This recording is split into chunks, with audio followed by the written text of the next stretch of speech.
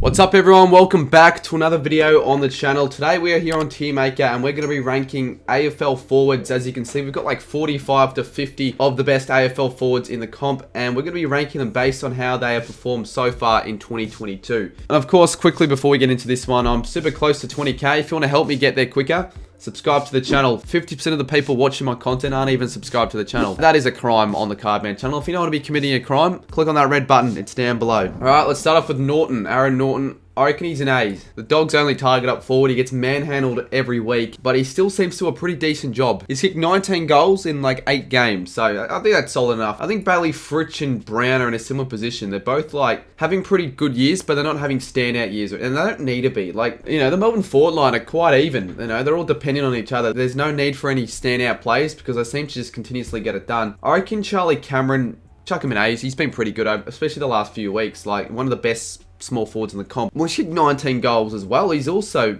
equal with Norton in the column. And Waitman hasn't been as damaging this year, I don't think. He's kicked the 12 goals in 8 games, but he hasn't really done a lot apart from that one quarter against North Melbourne, which I was at, where he kicked 4 goals in that first quarter. Charlie Curnow's probably an A. Well, you're definitely an A. I mean, he's kicked 23 goals, 25 goals this season. He's second on the column and he's averaged 3 or more goals a game. His first proper season in a while after obviously coming back from injury. Really proving why he can be that great player that the Blues fans once hoped he was. He's having a sensational year. He's almost, I reckon he'd chuck him an S. Danaher has also been very good. Unfortunately, you know, he's going to be out for 6 weeks, so no comment for Danaher, which is my prediction. But he's also kicked 19 goals and he's only played 6 full games of footy. Jack Darling's been quite disappointing. He's a shell of his former self at the moment. Got a few of the Hawks boys here, and I had a look to see where they are on the column. Dylan Moore, Mitch Lewis, Jack Cunson, and Luke Bruce all have either kicked 14 or 15 goals this year. So the Hawthorn forward line is extremely consistent. I would almost say that Dylan Moore has been the best of all of the 4 forwards that I've just mentioned this year. Elliot Himmelberg's been okay. You know, he stood up when, you know, they didn't have text for the first few rounds. I thought he was pretty good, particularly against the Power in the showdown, but he's obviously not a star. He won't be a star. He's never going to be that number 1 key forward that a team will acquire, but he's he's been solid, I reckon, for the Crows this year. Jack Ginovan has taken the AFL world by storm. He's kicked 17 goals in 7 games. He won the Anzac Day medal kicking 5. He kicked 4 the week after, 3 the week after that. He's becoming one of the best small forwards in the AFL, and he's only played a handful of games. Harry Himmelberg's been quiet. I'm going to put him in the same tier as his brother. He's been a bit better than his brother. Isaac Heaney, he's definitely done enough for the Swans. He's done more than enough. He's going to, my early call, he'll win an All-Australian this year. He's kicked 18 goals in his 8 games he's played. He's been very solid, like a really influential player, and he can do it all. It's not necessarily up forward. I reckon Isaac Rankin, I'll put him in C. He's been a little bit disappointing. In fact, since he played his first game, after that, he hasn't really done a lot. He's had a couple good games here and there this season, but he probably needs to lift. For the Suns to do better this season, a player like Isaac Rankin probably needs to lift. Jack Higgins has been good this season. He might want to fix up on his goal kicking. I know people are giving him shit for that. And he's been a little bit inconsistent, particularly in the last couple games he's played. When he's on, he's one of the best small forwards in the competition, and I would still argue he is. Jack Rowett's been okay this season. Obviously, he's had an outstanding career, but as a season, he's been iffy. He's been okay. I'm going to chuck him into end of B's. Jeremy Cameron's for sure an S player in terms of the forwards. He's one of the best key forwards in the league, and he has been for the last 5+ years. So, you know, kicking bags for 4 and 5 and 6 for fun. Probably in the top 3 of the Coleman at the moment. He's just, doing it all. He's a really good player. Finn Laysan, he got traded from the Giants to the Power. He's handy for them. I feel like he's what they've expected him to be. He hasn't been amazing, but he's done his bits. He's kicked goals when he needed to. Was really good against the Eagles, kicked 5. I think a C is good for him. I don't think he's a B. Jesse Hogan, probably in the Ds. He hasn't really done a lot since he got traded from the Ds to the Dockers and the Giants. And every time I see him play, he either makes a mistake or kicks it behind. I'm sorry, but we got to fill up all these tiers, and we got to put a few in D, and I reckon he's deserving of that spot. Josh Kennedy, just like Jack Royal, great careers, but obviously declining. Lance Franklin, he's almost had an underrated season. Like, I know Lance Franklin, how can you say he's had an underrated season? He's kicked 1,000 goals in his career, but he's kicked 19 goals in 2022 alone, and he's only played the 7 games. 19-5 as a matter of fact. So he's almost kicked 3 a game. as a 34, 35-year-old. That is super impressive. Yeah, I've got to chuck him in A's. Levi Caspel, he's been pretty good, actually. As a player who obviously got dillies from Coleman and really was never better than a C-grade, potential B-grade player, he's had a very solid start to the season. He's their best player up forward, the Suns. Levi Caspel, he's kicked multiple bags with 3+. Yeah, solid recruit for the Suns. So is Chol. Chol and Caspel are the best two forwards. They're kicking goals for fun.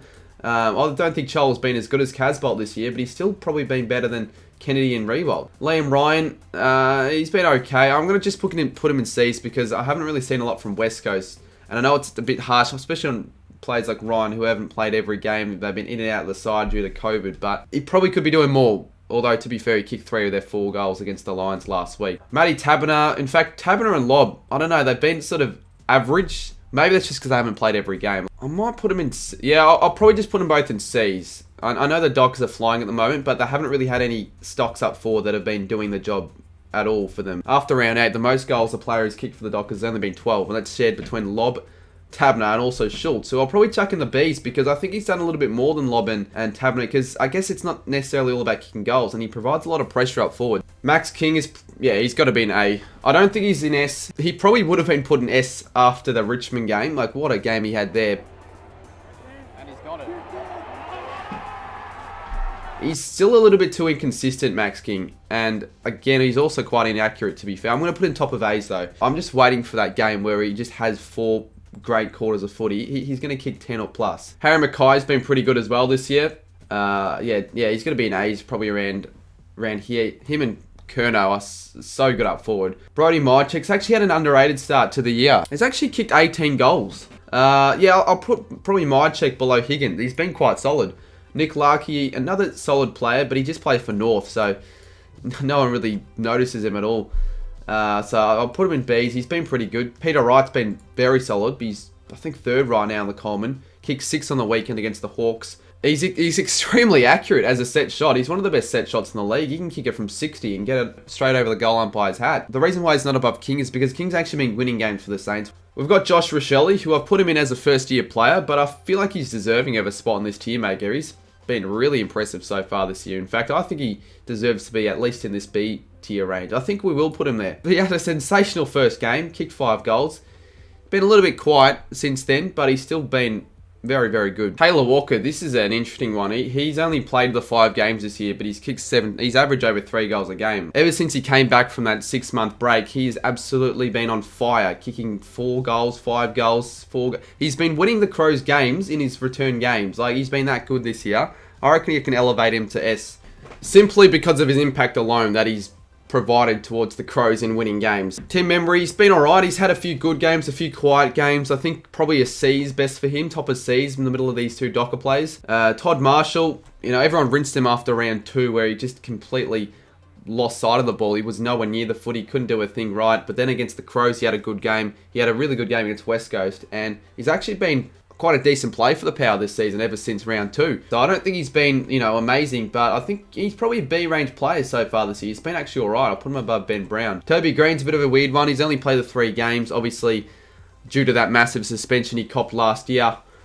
He was okay against the Saints. He was really good against the Crows, and then again, average against the Cats. So, I mean, I guess due to the fact that he did play so well against the Crows, and we know how well Toby Green can be, I'll put him in B's for now, but it is a tough one because, I mean, it's only based on 2022 so far, and he's only played the 3 games. We've got to put Tom Hawkins straight into the A's. With Hawkins and Cameron, the Cats clearly have the best 2 forwards in the game.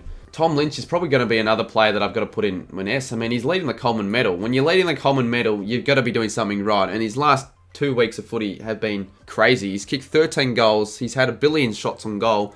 If he can just start kicking goals from 5 metres out and stop making a fool of himself, he could have probably been on 30 or 35 goals this year after round 8. Tom Mcdonald, I don't know, he's been like iffy. I haven't seen a lot of Tom Mcdonald, although he was actually really good against the Saints, but you know, he's not that star key forward. He's never going to be that star, but he's going to be that player that you want on your team. So I reckon due to the fact that D's are flying, we've got to put him in B's. I reckon we put him below Schultz. Tom Papley, very strange one. I don't even know if he probably deserves to be on this list. I know he has played very little footy, only the 2 games, but would have expected him to do a little bit more. Only kicked the 1 goal in those 2 games and made very little impact in both of those games, as obviously the Swans lost in both of them. We need another person to put in D, so we're going to put Papley in for Ds. I know it's harsh. Yeah, I don't think it's worthy, but it's for the video. Next up, we've got Tyson Stengel. He's been extremely important for the Cats this year. I mean, he's kicked, what, 16 goals? He's been super impressive. I don't know. Has he been better than Jack Higgins? Probably not. So I'll chuck him below Jack Higgins and Myercheck, but he's been solid. And then Zach Bailey as the last player. We're probably going to have him in the Bs. He's a really good player. He might not be having his best season so far. He did still kick like 6 against the Suns, didn't he? I reckon Bailey ahead of Fritsch. So there we go. That was my list. Oh, I feel like I might want to rearrange it. I feel like Hawkins is a bit too low. In fact, you know what? I'm quite biased. I think Higgins has been quite good for us this year. I'm going to chuck him in A's. Let me know where you guys would rank these plays, or if I'm missing anyone that deserves to be on this list. I might have to do more of these. So maybe one for midfielders, one for defenders, one for ruckman over the next month and a bit. I'll have them spread out because, you know, it's an extra bit of content I'm sure you guys find interesting. So appreciate everyone for watching the video. Leave a like if you haven't already. Subscribe if you're new, and I'll see you soon in my next one.